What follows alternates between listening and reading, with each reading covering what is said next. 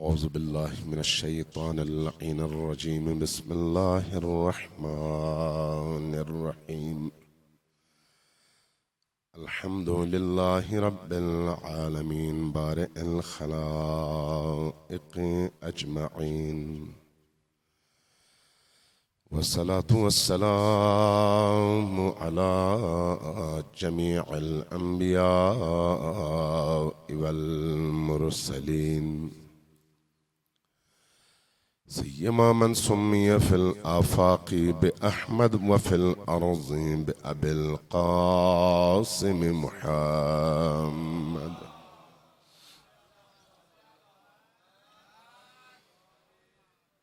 والصلاة والسلام على أهل بيته الطيبين الطاهرين المعصومين الميامين، واللعنة الدائمة على أعدائهم أجمعين من يوم عداوتهم إلى قيام يوم الدين. أما بعد، فقد قال الله تبارك وتعالى في كتابه المجيد، وهو أصدق القائلين وقوله الحق. بسم الله الرحمن الرحيم. إنما يريد الله ليذهب عنكم الرجس أهل البيت ويطهركم تطهيرا.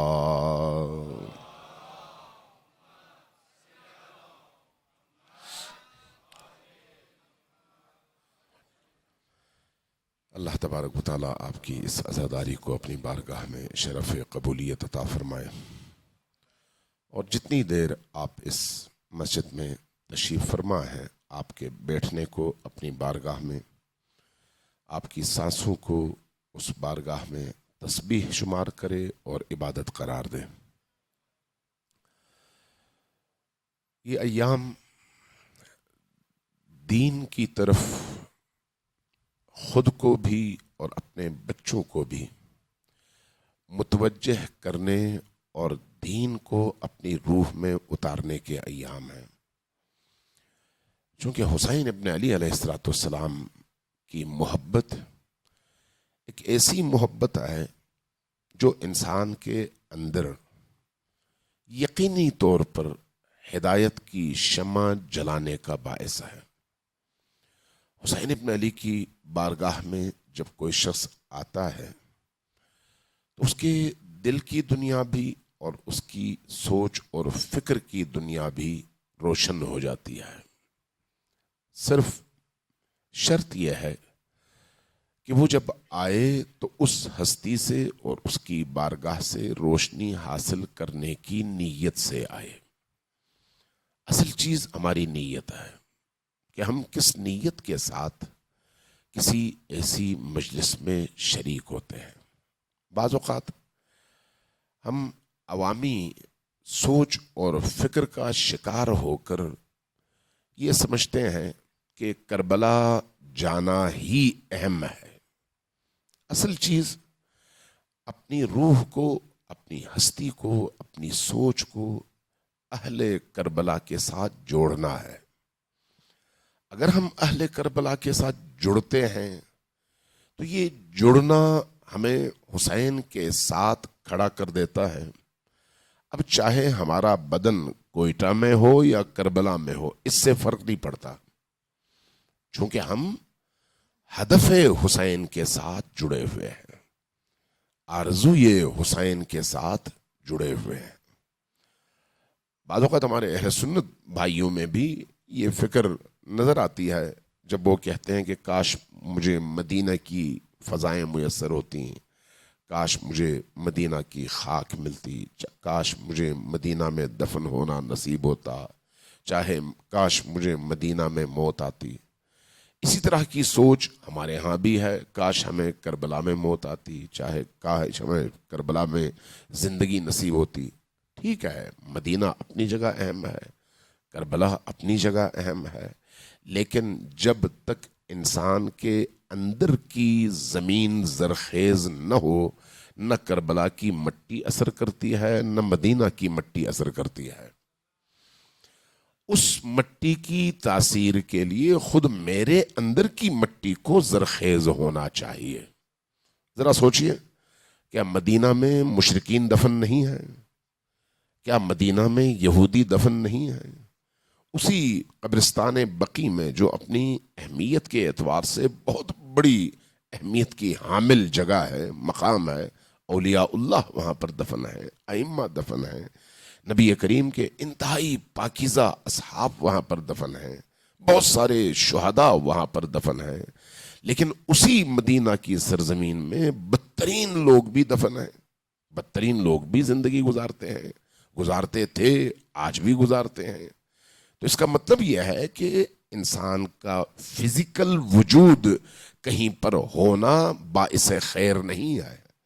انسان کے وجود کی فزیکل حیثیت اہم نہیں ہے جب تک اس فزیکل وجود کے اندر موجود روح اس اعلیٰ ترین مرتبے سے جڑی ہوئی نہ ہو.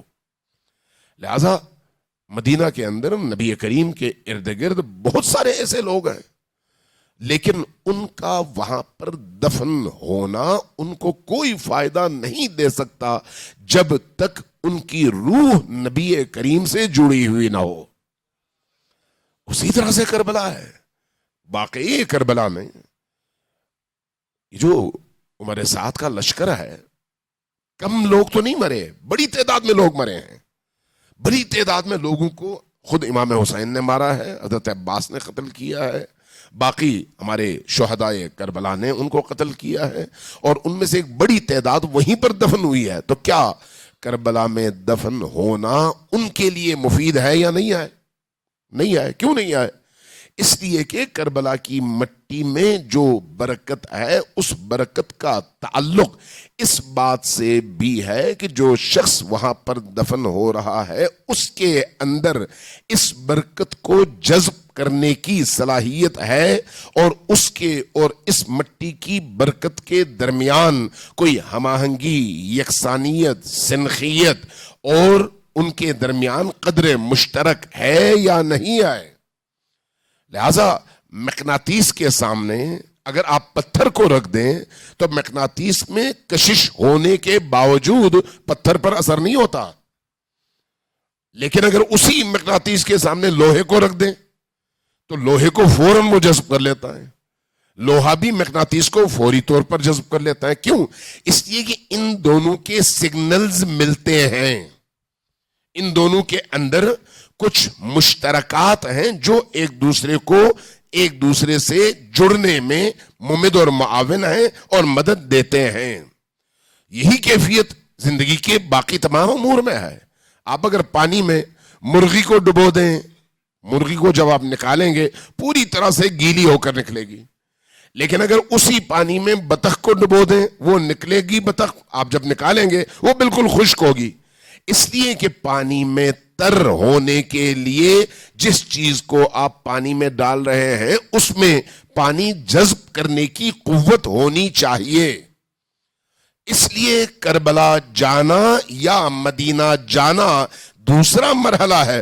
اس سے پہلے مدینہ اور کربلا کی جو کشش ہے, جو معنویت ہے, جو روحانیت ہے, اس سے ہماری روحوں کا ہم آہنگ ہونا اس سے پہلا مرحلہ ہے.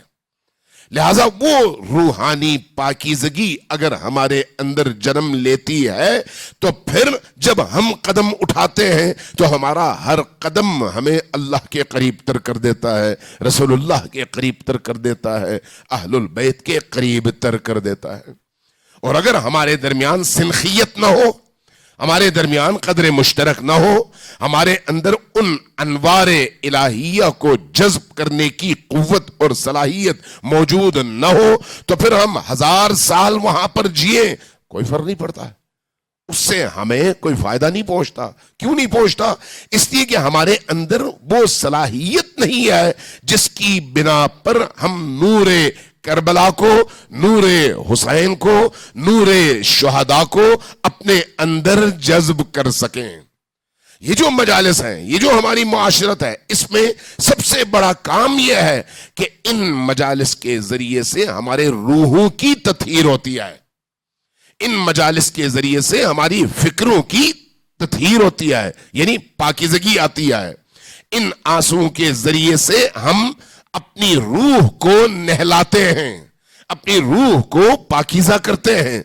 जब रूह पाकीज़ा होगी तो उस पाकीज़ा रूह के अंदर फिर वो अनवार मुतजल्ली होते हैं, और उन अनवार को जितना पाकीज़ा माहौल मिलता है वो रूहें फिर उतना ही ज्यादा ऊपर की तरफ परवाज करती चली जाती हैं। सलवात भेजिए बर मोहम्मद वाले मोहम्मद।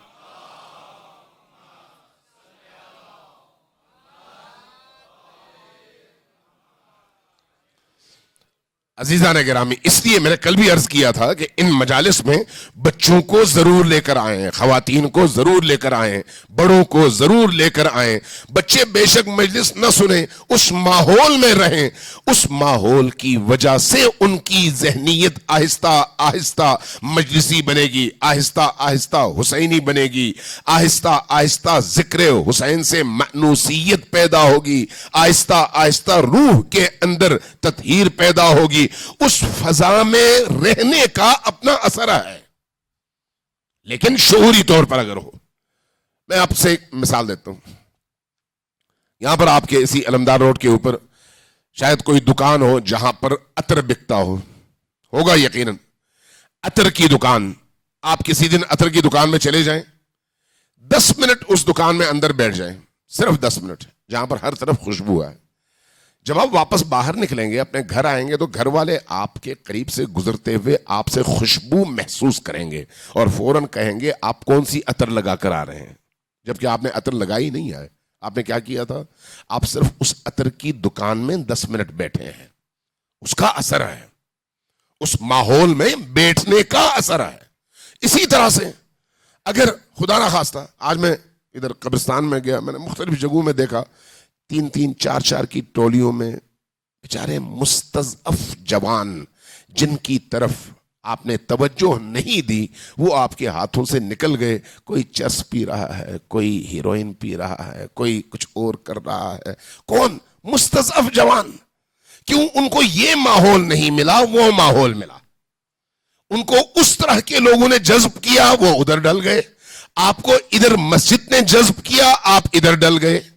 फर्क यह होता है माहौल का। एक बुरा दोस्त कई लोगों के अंदर बुराई, कीना, तारीकी पैदा करता है, और एक अच्छा दोस्त कई लोगों की रूहों पर असर अंदाज होकर उनको गलाजतों से निकालता है और नूरानियतों में दाखिल करता है। यह माहौल का असर है।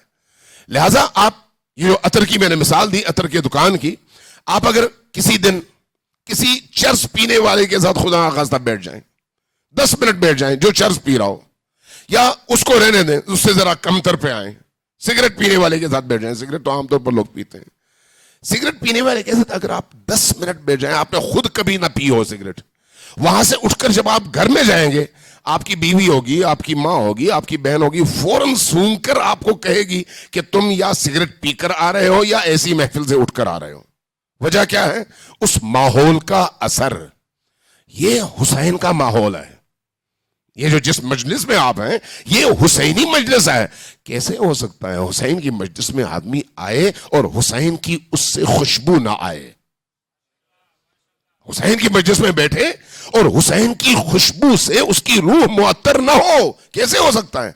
ये जो मजलिस हुसैन है, इसलिए तत्हीर बातिन का सबसे बेहतरीन जरिया है कि आदमी फिक्री खुराक भी हासिल करता है, मानवी खुराक भी हासिल करता है। नतीजतन दिल की कदूरतें पाक होने के बाद दिल पर जिक्र हुसैन और मसाइब हुसैन की तासीर ऐसी होती है कि आंसू जब छलकते हैं तो उन आंसू से आंखें गुस्ल करती हैं, रूह पाक हो जाती है। सलवात भेजें बर मोहम्मद व आले मोहम्मद।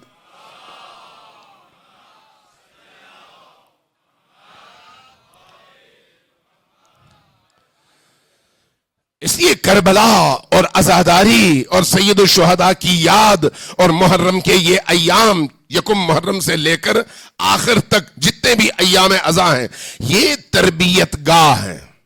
तरबियत गाह, इस तरबियत गाह में फिक्री तौर पर भी खुराक मुहैया होनी चाहिए, अमली खुराक भी मुहैया होनी चाहिए, और सिफाते इंसानी को जिला भी मिलनी चाहिए। जिला यानी रोशनी, यानी चमक, यानी सैकल ज़दा जिसको आप कहते हैं।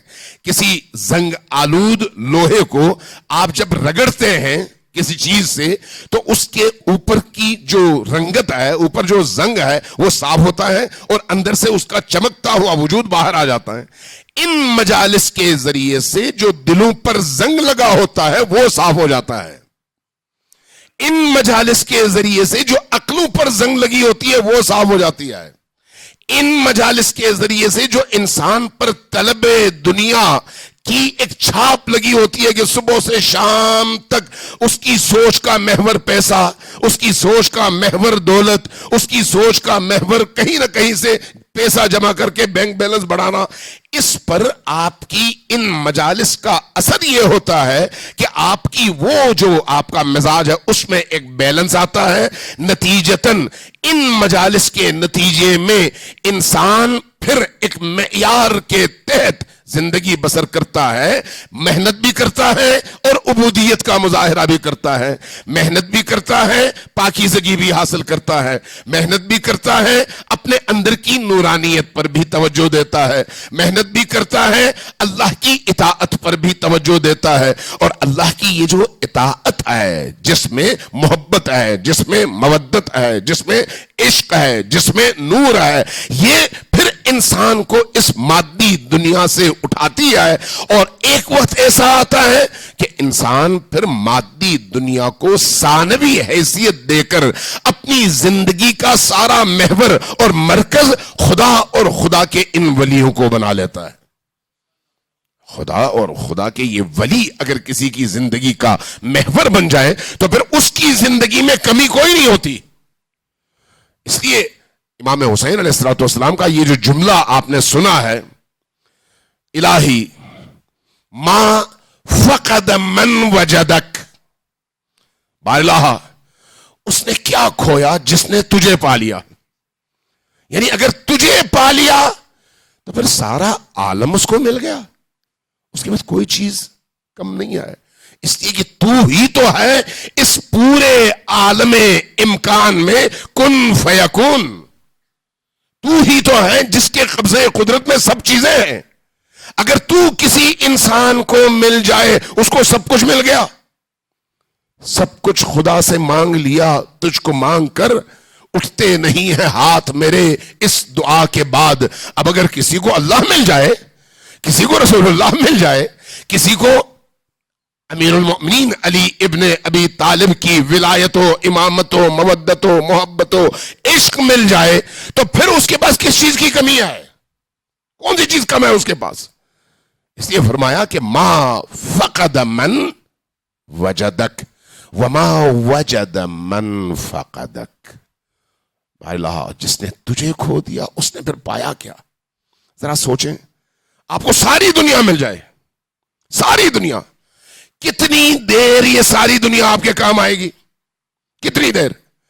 एक शख्स इराक से सफर करके पहुंचा मदीना, इमाम सादिक अलैहिस्सलाम की बारगाह में हाजिर हुआ, बैठा,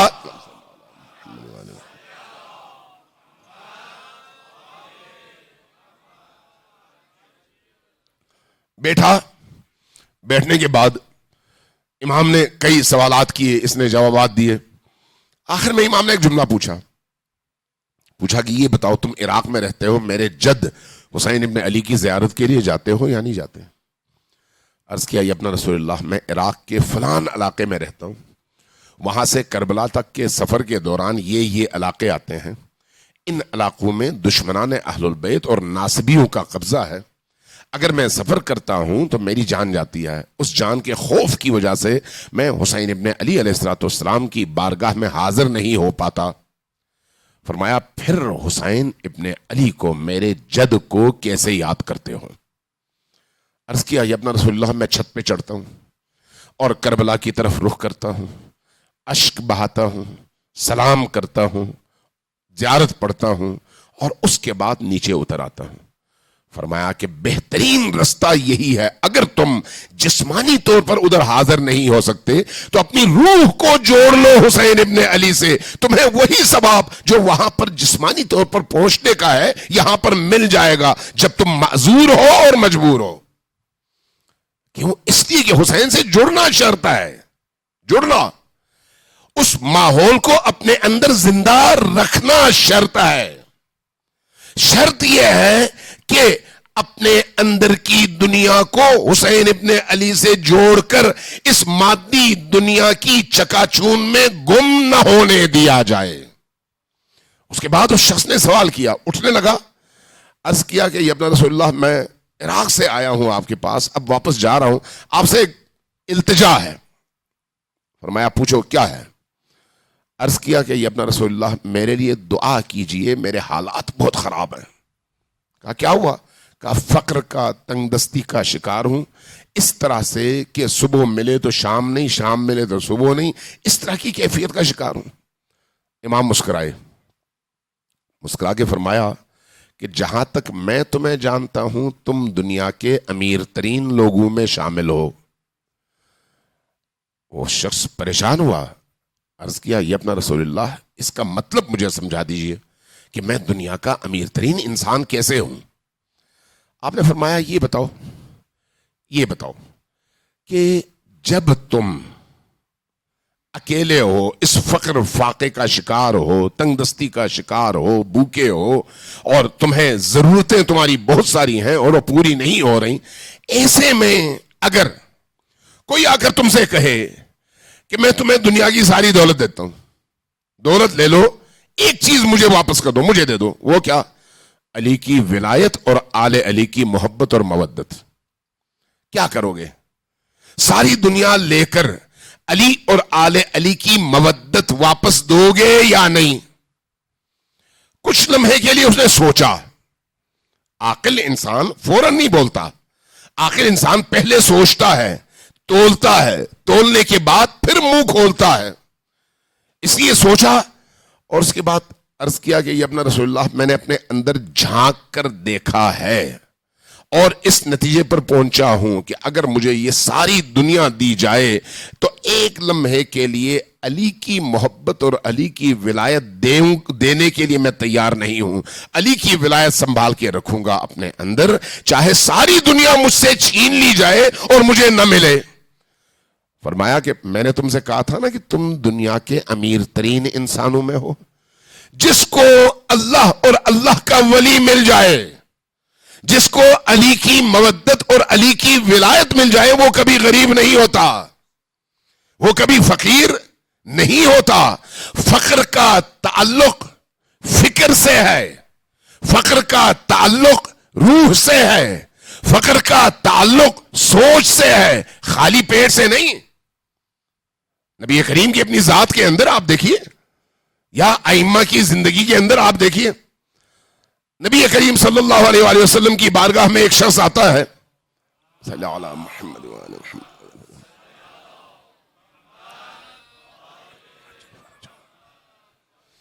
تھوڑا تھوڑا آگے آ جائیں تاکہ پیچھے والوں کو جگہ مل سکے، آگے آ جائیں، صلوات بھیجیں پر محمد وآلہ محمد۔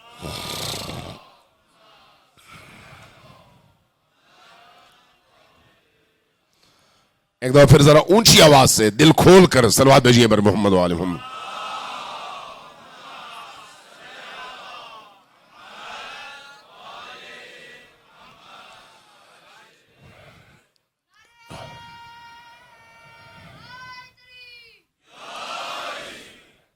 حضور کی بارگاہ میں ایک شخص حاضر ہوا، عرض کیا یا رسول اللہ، میں فلان قبیلے کا سربراہ ہوں، میرے پاس اتنے باغات ہیں، اتنی زمینیں ہیں، اتنے مال مویشی ہیں، اتنے حیوانات ہیں، اتنے سرخ اونٹ ہیں، سرخ اونٹ یعنی آج کی دنیا میں مرسیڈیز، اس زمانے میں جو مہنگے ترین جانور تھے ان میں سرخ اونٹوں کا تذکرہ سب سے زیادہ ہوتا تھا. کہا اتنی چیزیں ہیں اور محلات ہیں. میں آپ کی بارگاہ میں حاضر ہوا ہوں آپ کی بیٹی کا رشتہ مانگنے کے لیے نبی کریم کی بارگاہ میں. نبی کریم نے فرمایا کہ دیکھو میری بیٹی کا رشتہ اللہ نے طے کرنا ہے، کسی انسان نے نہیں، میرے ہاتھ میں نہیں ہے. اس لیے جب اللہ چاہے گا، جس سے چاہے گا حکم دے گا، میں اس کے حکم کی اتباع کروں گا، میں اپنی مرضی نہیں چلا سکتا. اس کو شاید بات کی یقین نہیں آئی بات میں. کہا یا رسول اللہ میرے پاس اتنا سب کچھ ہے تو میں آپ کی بیٹی کو بڑا خوش رکھوں گا، کبھی تکلیف نہیں ہونے دوں گا، یہ فراہم کروں گا، وہ فراہم کروں گا، آپ مجھ پر اعتماد کریں. رسول اللہ صلی اللہ علیہ وآلہ وسلم نے جب اس کے لب و لہجے میں وہ مال اور متاع پر اعتماد کا غرور دیکھا تو آپ کو جلال آیا.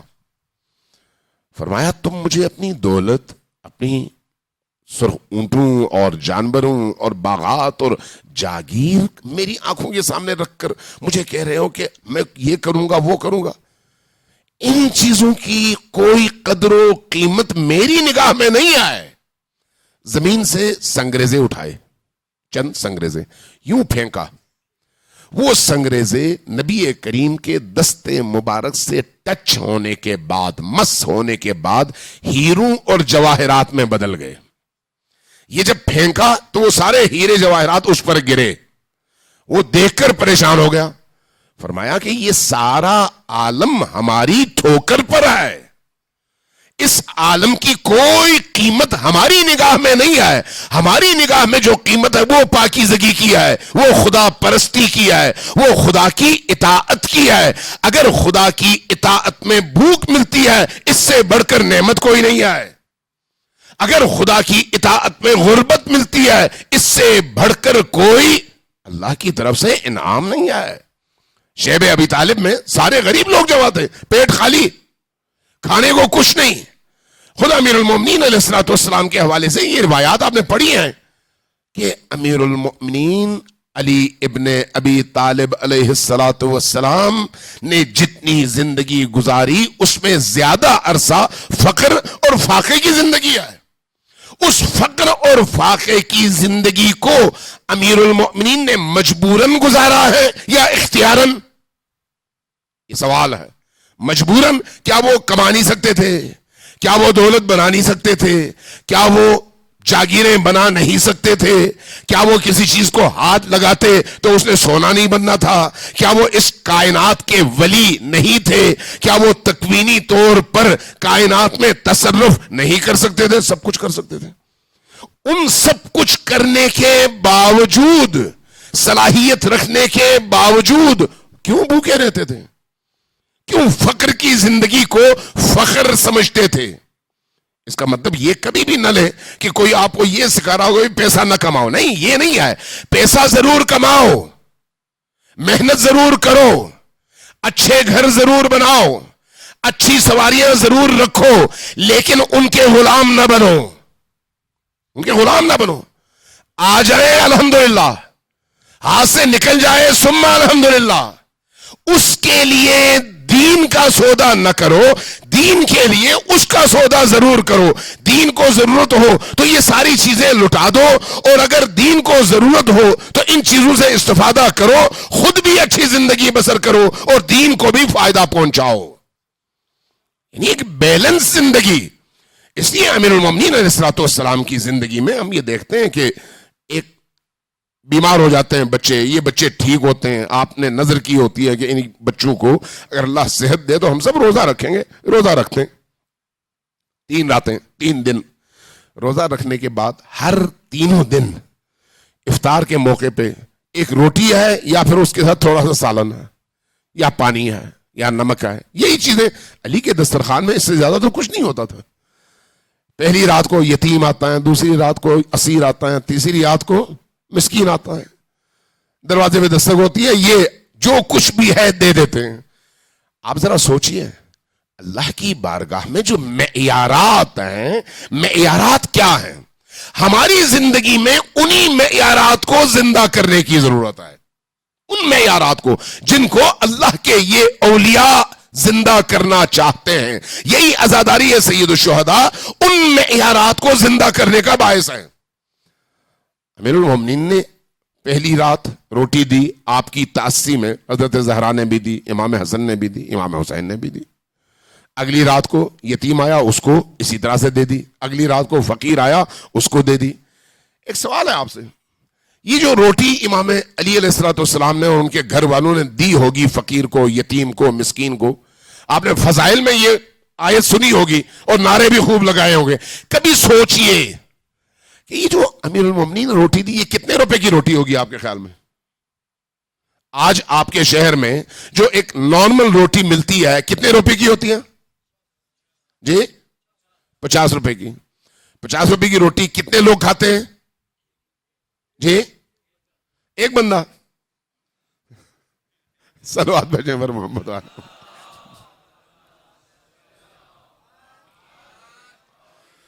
چونکہ سندھ میں، پنجاب میں 15 روپے کی روٹی ہے، لیکن وہ چھوٹی ہے، تو وہی ایک روٹی لوگ دہی کے ساتھ، اچار کے ساتھ کھا کے صبر اور شکر کر کے آگے بڑھ جاتے ہیں.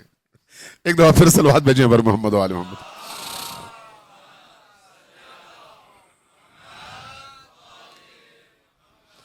اب ذرا سوچئے کہ امیر المومنین کے والد سے آپ نے سب نے سنا ہے کہ امیر المومنین کے گھر میں جو کی روٹی پکتی تھی، سنا ہے نا؟ اور امیر المومنین جو کی روٹی کھاتے تھے. جو مہنگی تھی یا گندم جی؟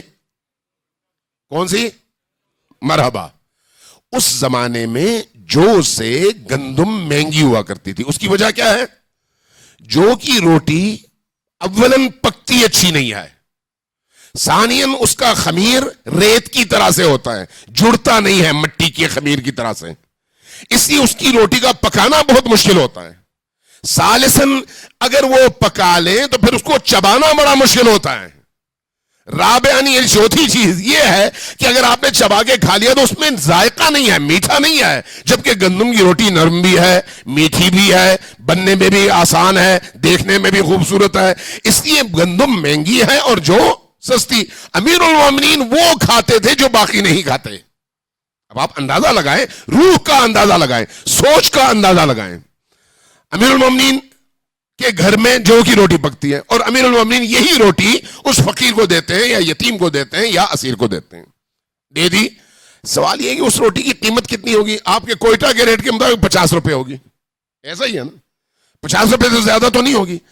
اگر ابھی آپ کسی فقیر کو گاڑی میں سے ہاتھ نکال کر 50 روپے دیں تو وہ کوئی خوشی سے وہ 50 روپے نہیں لیتا. ایک فقیر کیوں کہتا ہے اس میں کیا آئے گا، ایک روٹی بھی بڑی مشکل سے آئے گی. سوال یہ ہے کہ اس ایک روٹی کی اتنی قیمت اللہ کی نگاہ میں کیوں تھی کہ اللہ اس ایک روٹی کے عوض قرآن کی پوری سورت اتارتا ہے اور مسلسل آیات اتارتا ہے. سوچنے والی بات ہے یا نہیں؟ اس روٹی کی قیمت کیا تھی؟ 50 روپے. آج کے دور میں آپ 50 روپے نہیں 5000 روپے دے دیں آیت نہیں اترے گی. اس زمانے میں بعض لوگ اپنی پوری دولت دے دیتے تھے، آیت نہیں اترتی تھی. لیکن اس گھرانے کی ایک روٹی دینے کے اس عمل کے عوض آیت اترتی ہے، اور وہ آیتیں بھی ایسی کہ انسان دنگ رہ جائے. اللہ اس گھرانے کی توصیف اور فضیلت میں ایسے ایسے جملے ادا کرے. وَيُطْعِمُونَ الطَّعَامَ، یہ وہ لوگ ہیں جو طعام دیتے ہیں عَلَىٰ حُبِّهِ، اللہ کی محبت میں. کس کو؟ کبھی مسکین کو، کبھی اسیر کو، کبھی یتیم کو. یہ کون لوگ ہیں؟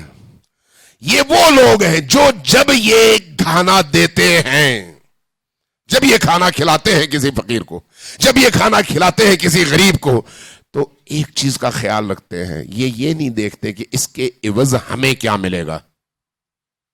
توجہ ہے آپ کی؟ اس کے بدلے میں ہمیں کیا ملے گا. بلکہ کیا کہتے ہیں؟ کہتے ہیں انما نطعمکم لوجہ اللہ، ہم نے صرف اور صرف اللہ کی خاطر تمہیں یہ دیا ہے. لا نرید منکم جزاءن ولا شکورا. ہمیں نہ تم سے جزا کی خواہش ہے نہ تم سے شکریہ سننے کی خواہش ہے. ہمارے دل کے کسی ایک گوشے میں ذرہ برابر یہ خیال نہیں آتا کہ تم ہمارا شکریہ بھی ادا کرو. نہیں, ہمیں تمہارے شکریہ کی بھی ضرورت نہیں ہے. انما نطعمکم لوجہ اللہ لا نرید منکم جزاء ولا شکورا. اور جب اللہ کے یہ بندے اس طرح سے دیتے ہیں تو اللہ بھی اس طرح سے ان کو دیتا ہے. یہ کیا ہے؟ یہ وہ معیار ہے جس معیار کے تحت چھوٹے سے چھوٹا عمل بھی اللہ کی بارگاہ میں بڑا عمل بن جاتا ہے. چھوٹے سے چھوٹا عمل بھی. لیکن اگر یہ معیار نہ ہو تو ساری دنیا مل کر کہے بھئی اس سے بڑھ کر انسان کوئی نہیں ہے, اس نے تو کروڑوں اللہ کی راہ میں خرچ کیے ہیں. اللہ کی راہ میں ان کروڑوں کی قیمت 2 پیسے کی نہیں ہوتی. 2 پیسے کی. کیوں؟ اس لیے کہ وہ معیار اس دینے میں نہیں ہے جو معیار یہاں پر موجود ہے. اللہ اس لیے ان عبادتوں کے ذریعے سے انسان کے روح کی وہ تربیت چاہتا ہے کہ انسان اپنی روح کو ان زنجیروں سے آزاد کر لے. ملے تب بھی شکر کرے, نہ ملے تب بھی شکر کرے.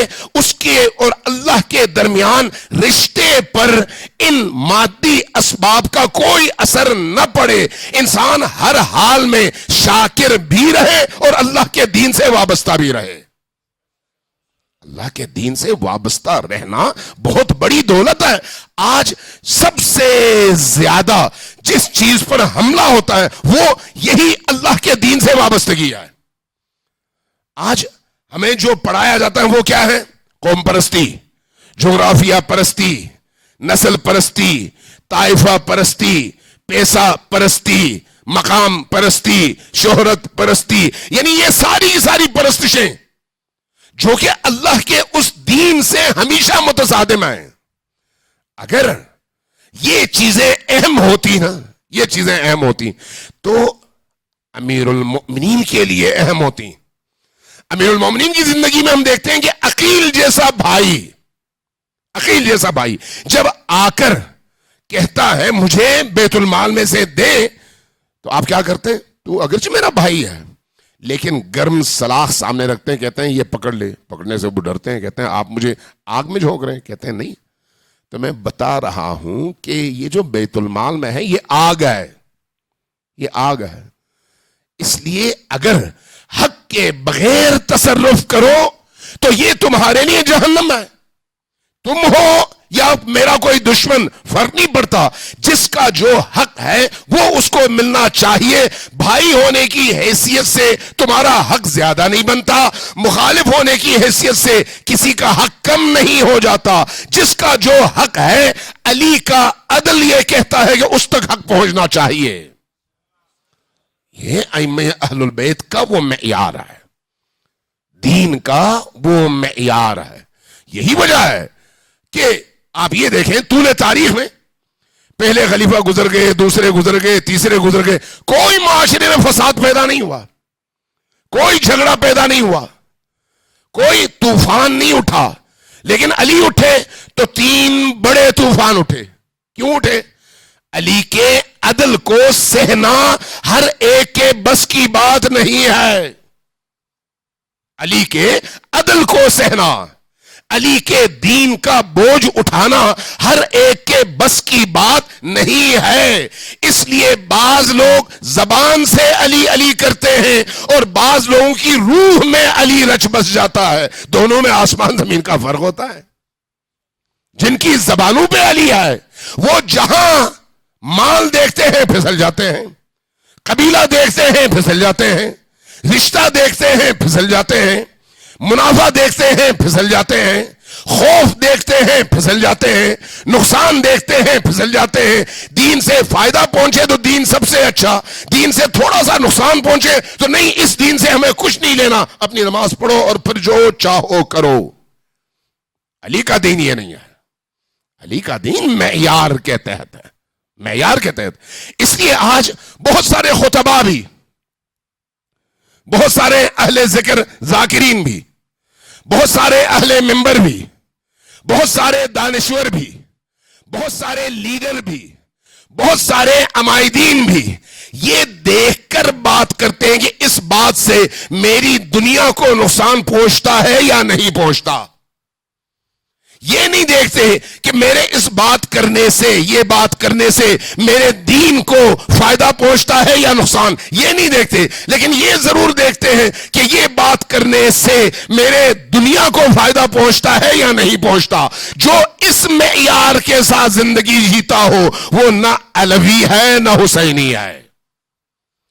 علی کی زندگی اور ہے، حسین کی زندگی اور ہے. چلیں لگے ہاتھوں ایک حدیث بھی امام حسین علیہ السلام ہی کے حوالے سے آپ کی خدمت میں پیش کر دوں. صلوات بھیجیے بر محمد و آل محمد.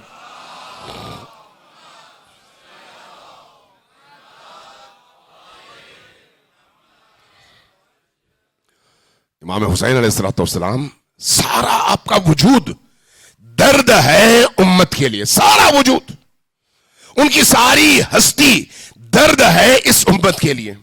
فرماتے ہیں کہ الناس عبید الدنیا، یہ جو لوگ ہیں یہ دنیا کے عبید ہیں. عبید ایک ہے عبد یعنی بندہ، ایک ہے عبید یعنی چھوٹا اور پست بندہ. امام حسین ہم لوگوں کے بارے میں یعنی انسانوں کے معاشرے کے بارے میں فرماتے ہیں الناس عبید الدنیا، لوگ دنیا کے پست بندے ہیں، چھوٹے بندے. والدین، یہ بے دینوں کے حوالے سے نہیں بات ہو رہی، بے نمازوں کے حوالے سے نہیں ہو رہی، عزاداری میں نہ آنے والوں کے حوالے سے نہیں ہو رہی، کمیونسٹوں کے حوالے سے نہیں ہو رہی. یہ بات ہو رہی ہے ان لوگوں کے حوالے سے جو بظاہر دین کے لبادے میں ہیں. الناس عبید الدنیا، لوگ دین کے پس غلام ہیں. والدین لائق علی السنتہم، اور دین ان کے منہ میں جمع ہونے والی تھوک کا نام ہے. جو آپ کے منہ میں تھوک جمع ہوتی ہے آپ کیا کرتے ہیں؟ کبھی تھوک دیتے ہیں، کبھی نگل لیتے ہیں. ہم سب ایسے کرتے ہیں نا.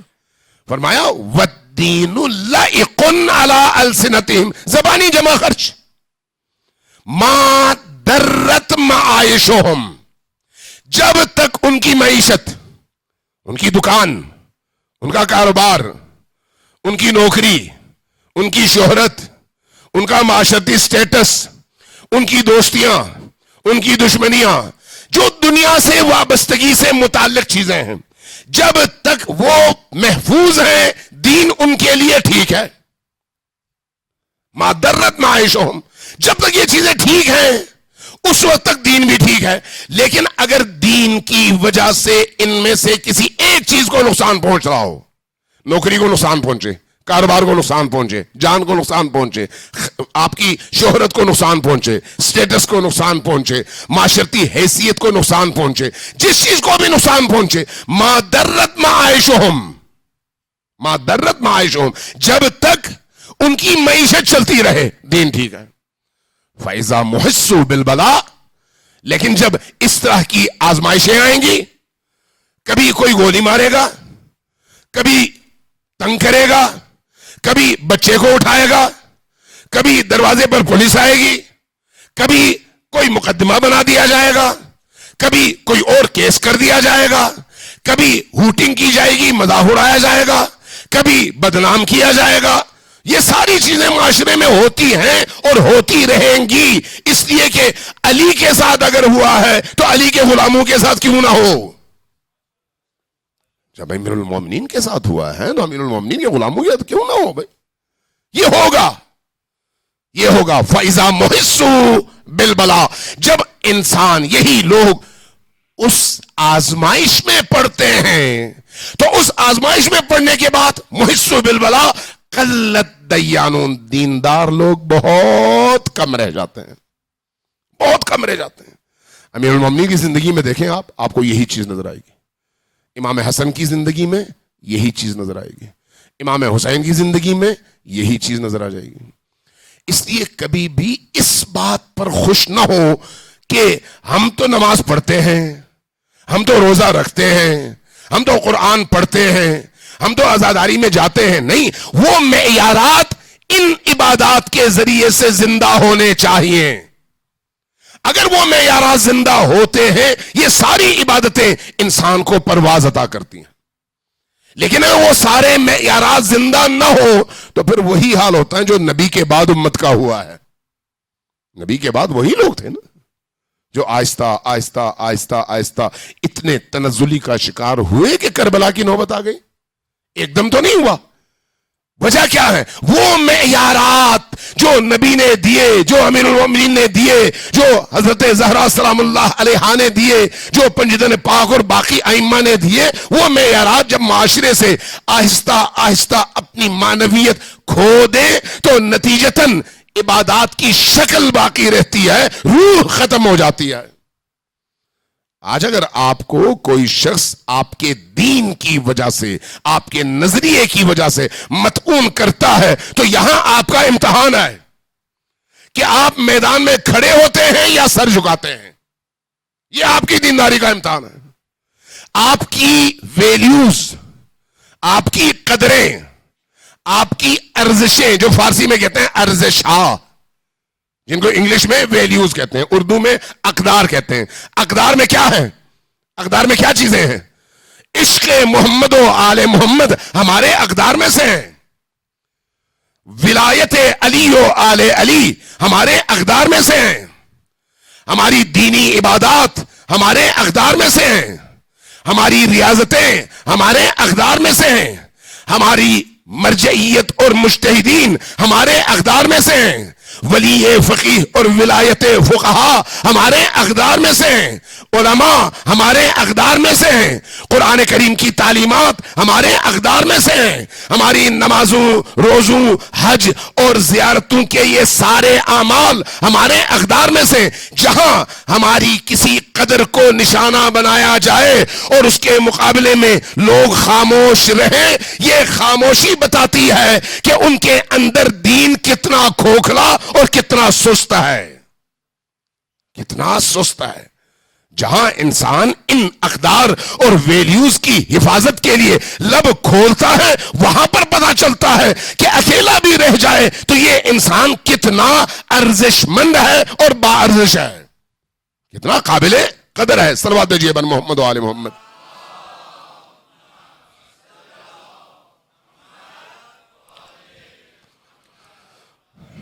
ایک دفعہ پھر ذرا اونچی آواز سے دل کھول کر صلوات بھیجیں بر محمد و آل محمد.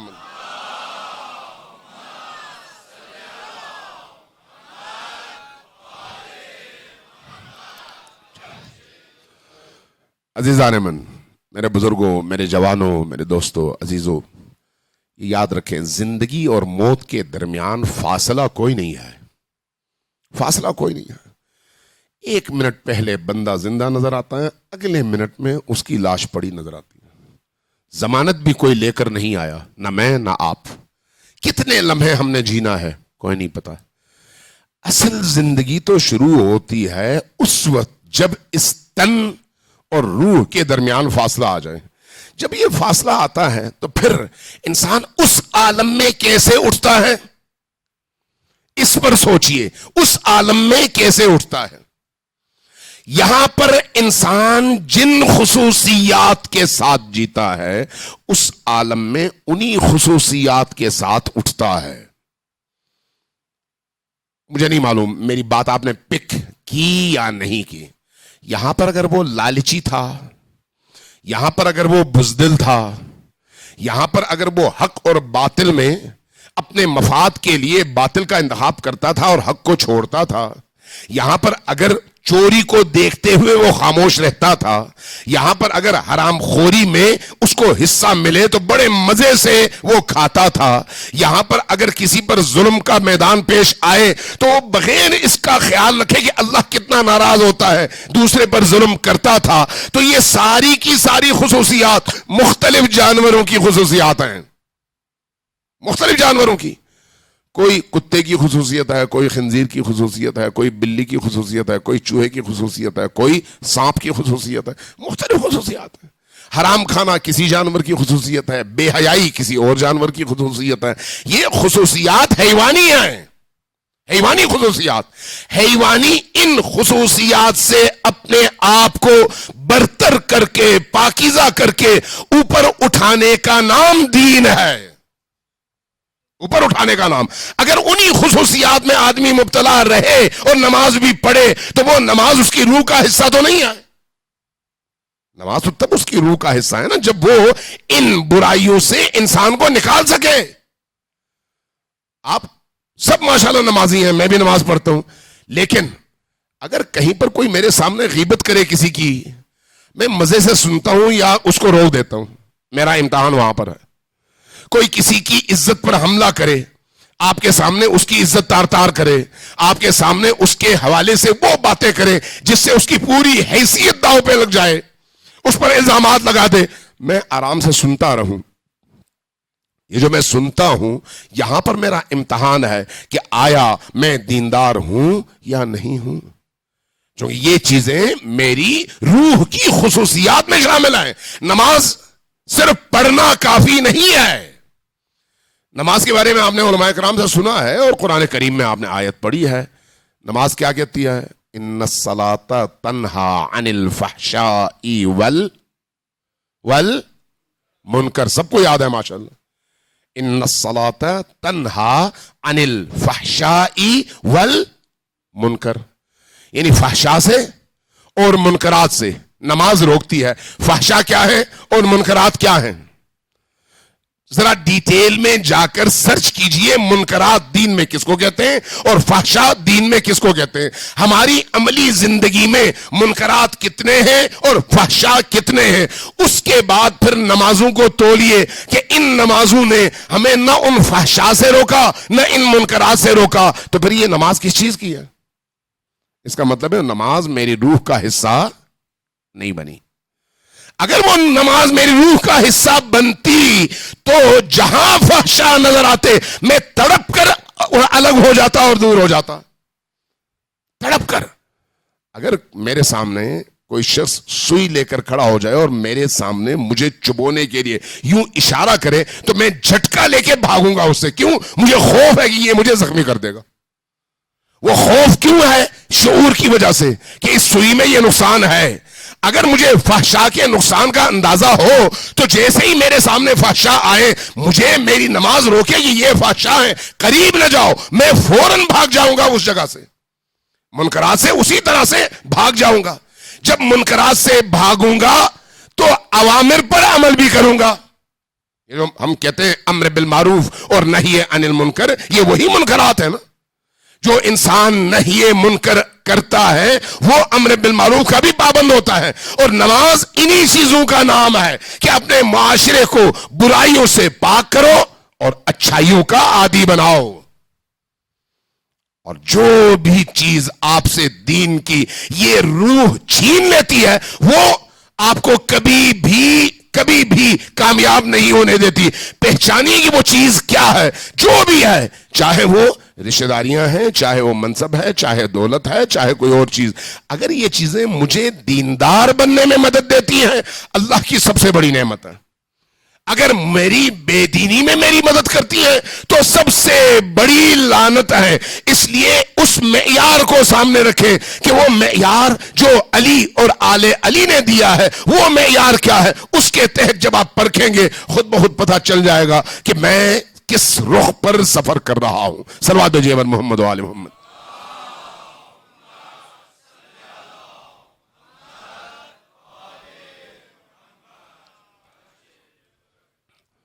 اندر کی دنیا کو پاکیزہ کرنا سب سے بڑا ہدف ہے، سب سے بڑا ہدف۔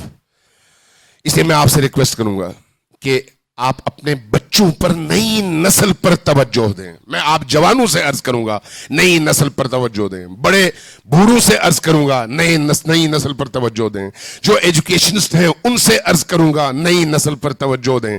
جو بزرگ تھے انہوں نے اپنی عمریں گزار لیں، یہ جو آنے والی نسل ہے اس کی تباہی کے 1,00,000 دروازے اس وقت کھلے ہوئے ہیں، لیکن ان کی ہدایت کے لیے دروازے بہت کم ہیں۔ یہ ہماری ذمہ داری ہے کہ ان بچوں کے مستقبل کی حفاظت کریں، یہ ہماری ذمہ داری ہے۔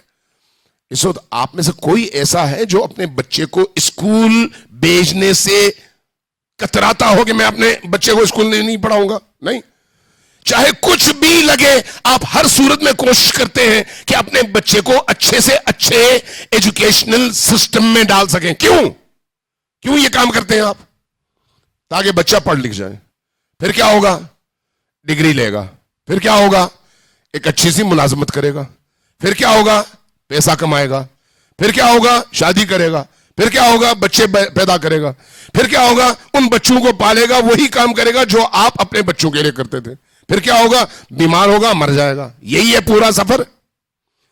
اس سفر میں اس بچے کی روح اور فکر کی تربیت کے لیے کون سا مقام آپ نے چھوڑا ہے؟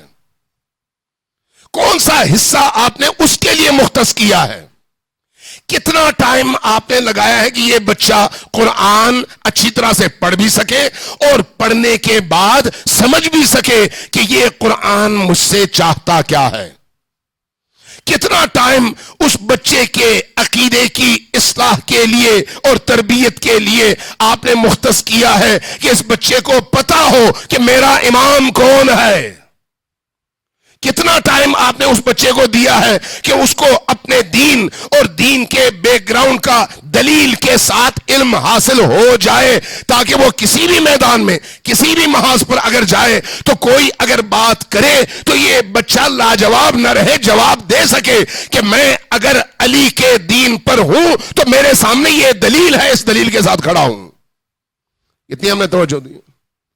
جبکہ یہ چیزیں ابدی ہیں. وہ جس کے لیے ہم روز و شب محنت کرتے ہیں وہ عارضی اور موقت ہے، چند سال کے لیے ہیں، صرف اسی زندگی کے لیے ہیں. یہ چیزیں آپ کی پوری نسل کو بنانے کے لیے ہیں.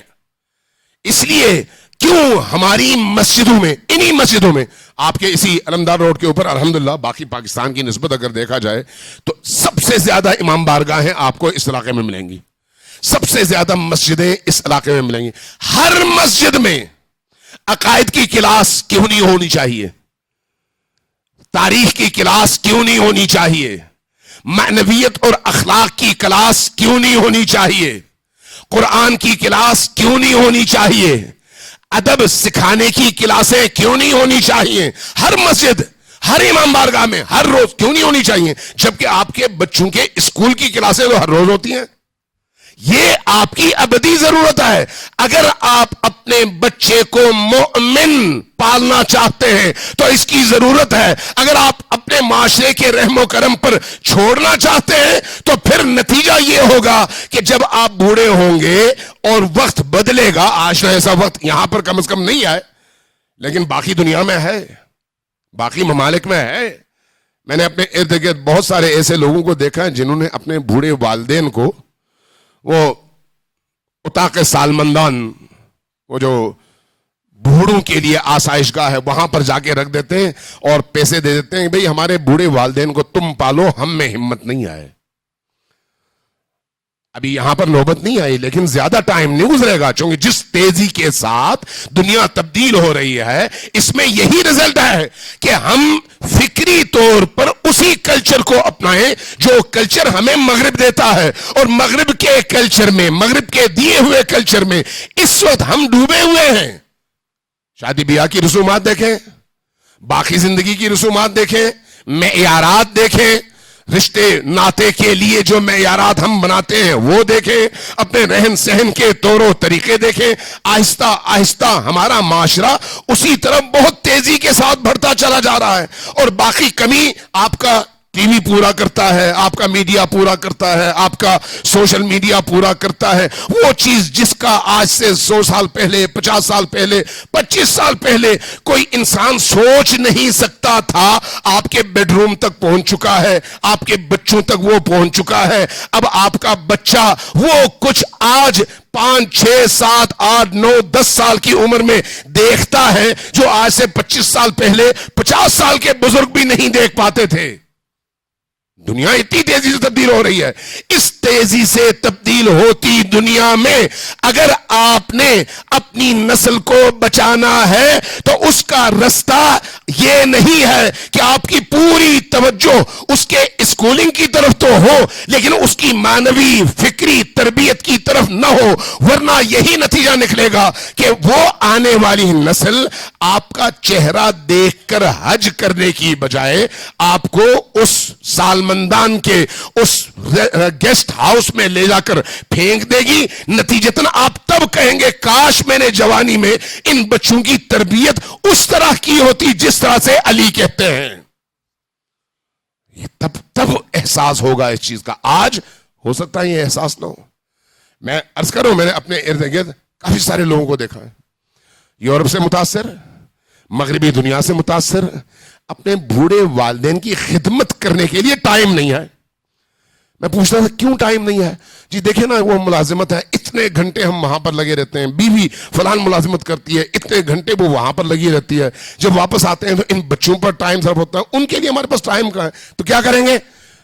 لے جا کر اس سینٹر میں ڈال دیں گے جہاں پر بوڑھے لاوارثوں کو ڈال دیا جاتا ہے جن کا دنیا میں کوئی پرسان حال نہیں ہوتا، اور وہاں پر وہ تڑپ تڑپ کر جان دیتے ہیں۔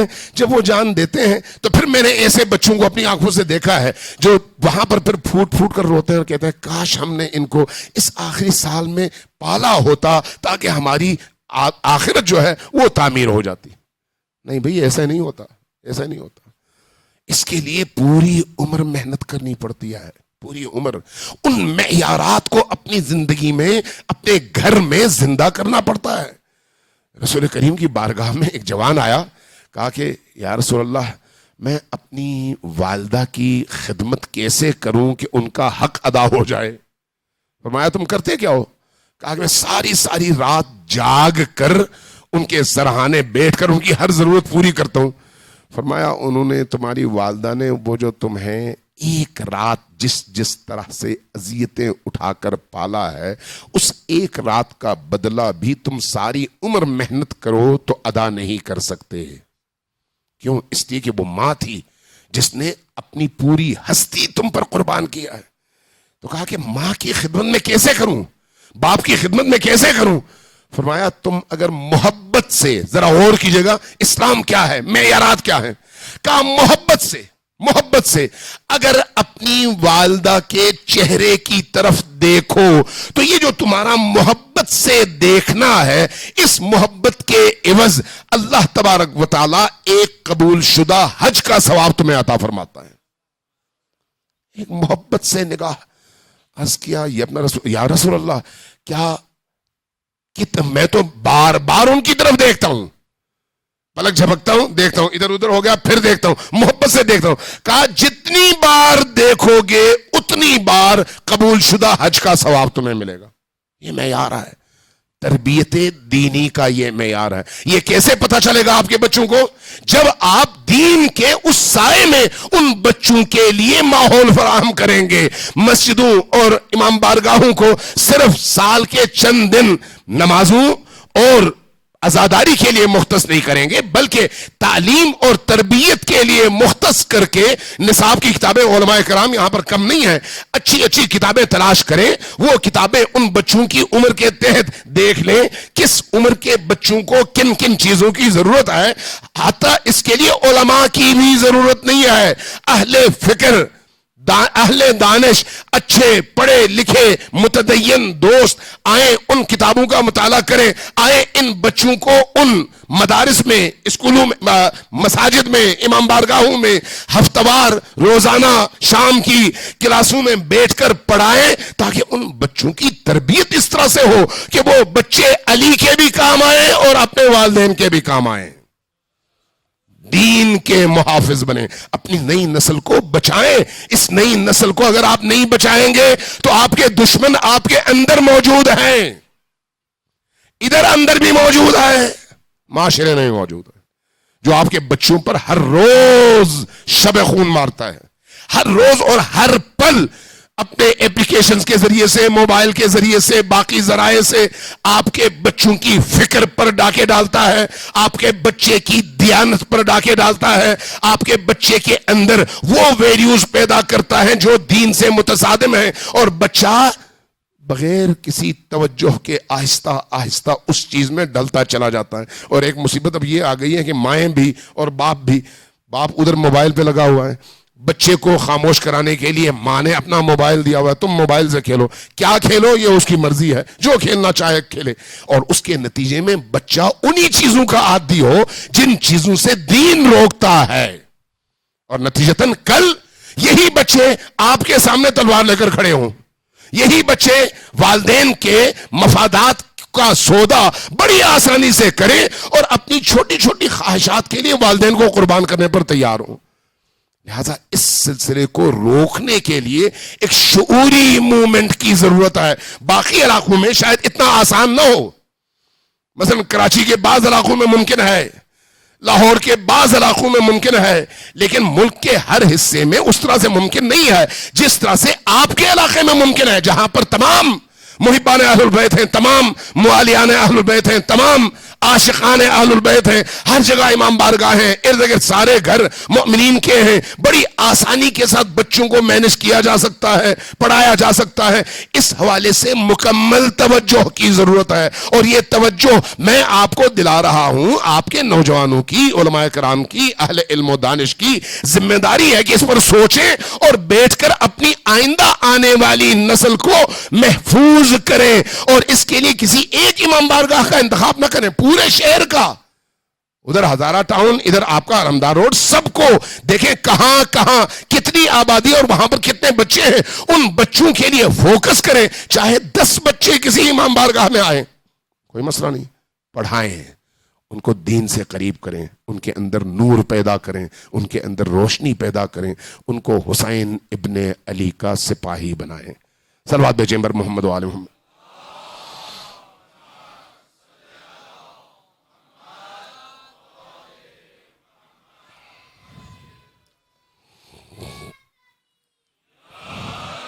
ایک دفعہ پھر ذرا اونچی آواز سے صلوات بھیجیں بر محمد و آل محمد.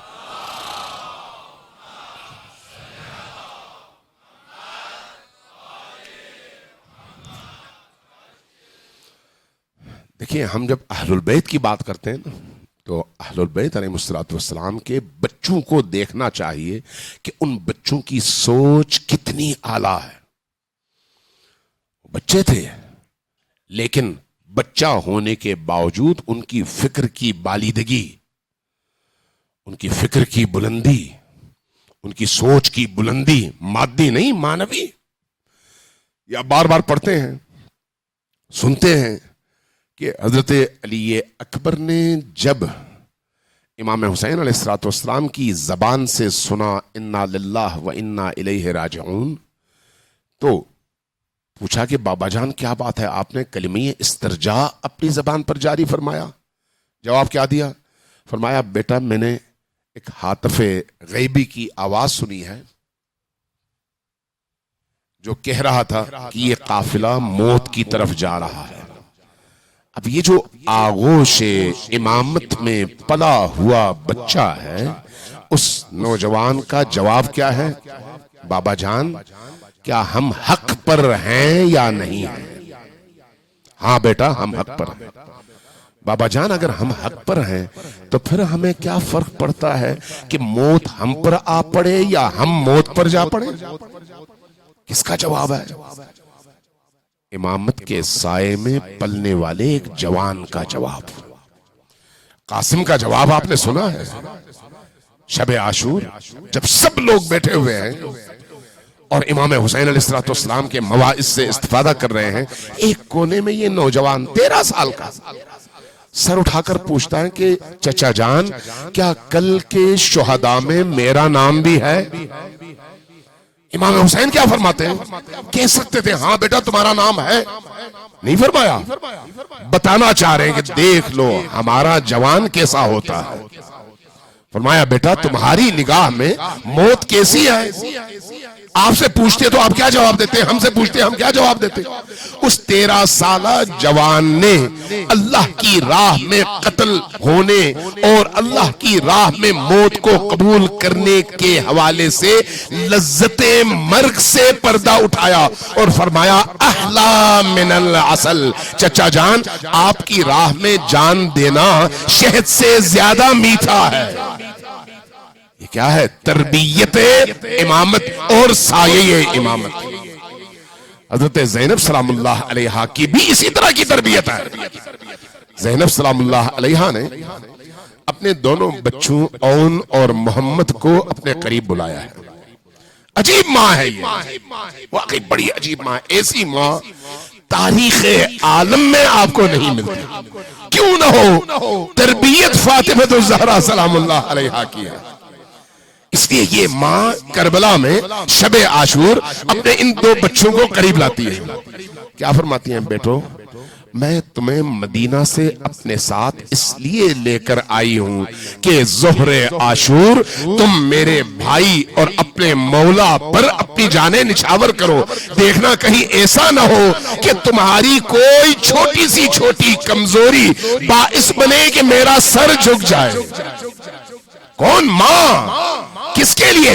اپنے جگر گوشے کے لیے، اپنے جگر گوشے کے لیے۔ میں پچھلے دنوں شہید محمد جواد مغنیہ کی زوجہ کا ایک واقعہ پڑھ رہا تھا۔ واقعی مجھے اتنی حیرت ہوئی اس خاتون کی عظمت پر۔ اس خاتون کی بیٹی نے واقعہ نقل کیا، کہا کہ جب میرے والد کا جنازہ آیا تو اسرائیلی حملے سے میرا والد جو ہے شہید ہو چکا تھا۔ جب اس کا جنازہ آیا تو سارا جسم لہو لہاں تھا، سارے لوگ چیخیں مار کر تھاڑے مار کر رو رہے تھے۔ میری ماں کو جب جنازے کے پاس لایا گیا تو میری ماں نے تابوت کے اوپر سے پردہ ہٹایا، میرے والد کا چہرہ دیکھا، دیکھنے کے بعد کہا کہ جواد اللہ کا شکر ہے کہ اللہ نے تمہیں جام شہادت نوش کرنے کا موقع دیا ہے، لیکن مجھے حیرت ہوتی ہے کہ کربلا والوں کی جب لاشیں آئیں تو وہ ٹکڑوں میں بٹی ہوئی تھی، اللہ نے تمہارے لاش کو سلامت رکھا ہے، تمہاری لاش کو سلامت رکھا ہے۔ کربلا والوں کے ہاں جب لاشیں آئیں تو ان کی مخدرات کی چادریں چھن چکی تھی، لیکن یہاں پر اللہ نے ہمیں آبرو یہ دی ہے کہ ارد گرد کے لوگ ہم سے تسلیت کے لیے آ رہے ہیں۔ یہ رونے کا نہیں، یہ شکر کا مقام ہے۔ کون؟ ایک ماں، وہ ماں جس نے ولایت علی کے سائے میں پرورش پائی ہے، وہ اس طرح سے اپنے شہید شوہر کے لاش کا استقبال کرتی ہے۔ اور جب وہی بیٹی بتاتی ہے کہ جب میرے بھائی جوان بھائی کا لاشا آیا تو بھائی کے لاشے کو دیکھ کر بہن کہتی ہے ہم سب بے قراری سے تڑپ تڑپ کر رو رہے تھے۔ میری ماں جب لاش کے پاس آئی، چہرہ دیکھا تو کہا بیٹا میں نے علی اکبر کے حوالے سے سنا ہے کہ ان کا سر تو نیزے پر بلند تھا، تمہارا سر تمہارے جسم کے ساتھ جڑا ہوا ہے۔ دیکھتے ہیں کیسی عظیم مائیں ہیں۔ یہ مائیں کہاں سے آئیں؟ زینب کبریٰ کی تربیت کا نتیجہ، زینب کبریٰ کی تربیت کا نتیجہ۔ آج وہی زینب اپنے دونوں بچوں کو قریب بلاتی ہے، کہتی ہے بچوں ایسا نہ ہو کہ کل کوئی ایسی حرکت ہو جائے جس سے میرا سر جھک جائے، تم نے میرے مولا پر اور اپنے مولا پر جان نچھاور کرنی ہے۔ صبح ہوتی ہے، یہ بچے جب جا کر اجازت لینا چاہتے ہیں تو مولا اجازت نہیں دیتے۔ جب مولا اجازت نہیں دیتے تو یہاں پر خود زینب آگے بڑھتی ہے کہ مولا جب سب شہید ہو رہے ہیں تو میرے ان 2 بچوں کو بھی آپ اجازت دیجئے۔ ماں کے سامنے حسین کھڑے نہیں رہ سکتے، اجازت ملتی ہے، لیکن تاریخ کہتی ہے کہ جب یہ 2 بچے میدان میں گئے، علی کا تعارف پیش کیا، دشمنوں سے لڑے، کئی دشمنوں کو واصل جہنم کیا، جب دونوں بچے گھوڑوں سے زمین پر گرے تو ایک دفعہ آواز بلند ہوئی کہ مامو جان ہمارے سرہانے پہنچیے. مولا حسین تڑپ کر پہنچے, ان دو بچوں کو سینے سے لگایا, دونوں شہید ہو چکے ہیں. اب دونوں کو سینے سے لگا کر جب وہ خیموں کی طرف آ رہے ہیں تو ان دو بچوں کی ٹانگیں زمین پر لکیر بناتی ہوئی آ رہی ہیں. جب مولا حسین خیمے کے قریب آتے ہیں تو کیا دیکھتے ہیں؟ ساری مخدرات تو آئی ہیں لیکن زینب سامنے نہیں آئی. زینب سامنے نہیں آئی. کیوں نہیں آئی؟ اس لیے کہ وہ اپنے بھائی کی آنکھوں میں شرمندگی نہیں دیکھنا چاہتی کہ ان کو یہ محسوس ہو کہ میں اپنی بہن کا سامنا کیسے کروں. یہی زینب ہے, یہی زینب ہے. شام و کوفہ کے بازاروں کے اس تلاطم اور طوفانوں سے گزرتی ہے اور دمشق کے زندان تک پہنچتی ہے. جب آپ کو اجازت ملتی ہے کہ اب آپ اپنے شہداء کا پرسہ دے سکتے ہیں, ان پر رو سکتے ہیں, تو فرش عزا بچتی ہے, غم حسین اور مصائب حسین بیان ہوتے ہیں. آپ درخواست کرتی ہیں کہ ہمارے شہداء کے سر ہمارے حوالے کر دو. اب شہداء کے سر آنے لگتے ہیں. تاریخ نے لکھا ہے کہ ایک دفعہ عباس علمدار کا سر داخل ہوا, کئی مخدرات آگے بڑھی, تڑپ کر اٹھایا, سینے سے لگایا اور بے اختیار گریا کرنے لگی. علی اکبر کا سر مبارک آیا, ایک خاتون آگے بڑھی, اپنے چہرے کو اس کے لبوں پر لگایا اور روتی رہی, سینے سے لگایا. علی اصغر کا سر مبارک آیا, رباب آگے بڑھی, اٹھایا, اپنے سینے سے لگایا. قاسم کا سر آیا, ان کی والدہ آگے بڑھی, اٹھایا, سینے سے لگایا. اب ایک ساتھ دو سر داخل ہوئے. جب یہ دو سر داخل ہوئے تو کوئی اپنی جگہ سے نہیں اٹھا ان دو سروں کے استقبال کے لیے. لانے والوں نے پوچھنا شروع کر دیا, کیا ان دو سروں کا وارث کوئی نہیں ہے؟ آواز آئی, وارث تو ہے, یہ سر زینب کے جگر گوشوں کے ہیں, لیکن زینب کو اپنے جگر گوشوں کا نہیں, اپنے مولا کے سر کا انتظار ہے.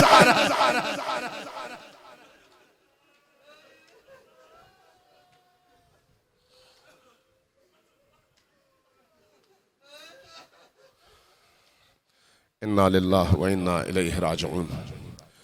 وسيعلم الذين ظلموا أي منقلب ينقلبون.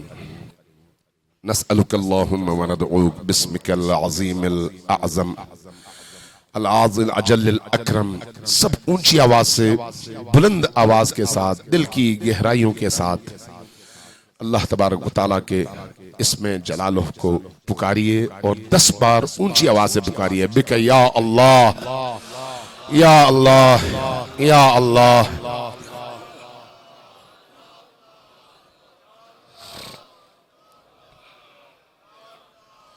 یا اللہ, یا اللہ, یا اللہ, یا رحمان یا رحیم, یا مقلب القلوب ثبت قلوبنا علی دینک. خدایا ہماری اس قلیل عزاداری کو اپنی عظیم بارگاہ میں شرف قبولیت عطا فرما.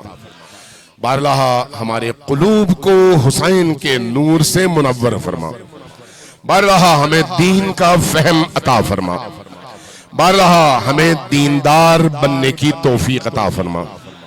بارلاہ ہمیں وہ زندگی جو حسین ابن علی نے گزاری, ہمیں اس طرح کی زندگی گزارنے کی توفیق عطا فرما.